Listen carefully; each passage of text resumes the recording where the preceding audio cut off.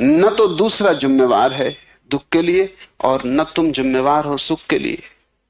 दोनों के पीछे परमात्मा जिम्मेवार है। और अगर एक ही हाथ से सुख दुख आ रहे हैं तो उनमें भेद क्या करना, फर्क क्या करना। एक मुसलमान बादशाह हुआ, उसका एक गुलाम था। गुलाम से उससे बड़ा प्रेम था, बड़ा लगाव था, वो बड़ा स्वामी भक्त था। एक दिन दोनों जंगल से गुजरते थे। एक वृक्ष में एक ही फल लगा था।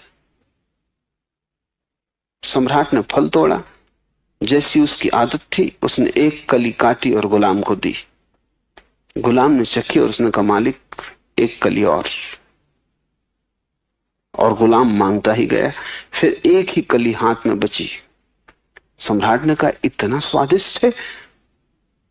गुलाम ने झपट्टा मार के वो एक कली भी छीननी चाहिए। सम्राट ने कहा, यह हद हो गई, मैंने तुझे पूरा फल दे दिया और दूसरा फल भी नहीं है, और अगर इतना स्वादिष्ट है तो कुछ मुझे भी चखने दे। उस गुलाम ने कहा कि नहीं, स्वादिष्ट बहुत है और मुझे मेरे सुख से वंचित न करें, दे दे।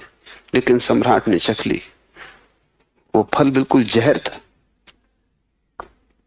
मीठा होना तो दूर, उसके एक टुकड़े को लीलना मुश्किल था। सम्राट ने कहा, पागल, तू मुस्कुरा रहा है और इस जहर को तू खा गया, तूने कहा क्यों नहीं? उस गुलाम ने कहा, जिन हाथों से इतने सुख मिले हों और जिन हाथों से इतने स्वादिष्ट फल चखे हों, एक कड़वे फल की शिकायत